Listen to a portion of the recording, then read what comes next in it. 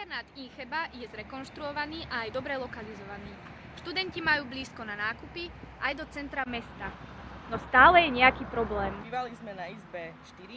V rámci služieb tohto intraku mala byť posilka, ktorá bola otvorená, tuším, niekedy koncom novembra.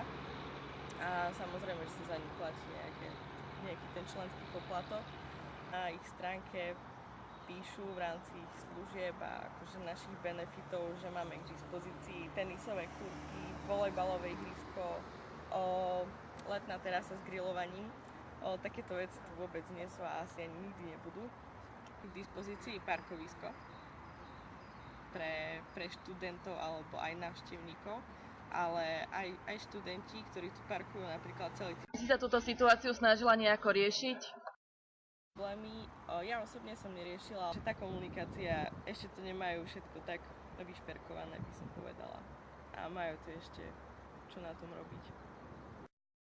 My sme však oslovili riaditeľa internátu, ktorý nám neposkytol žiadne stanovisko k danej záležitosti.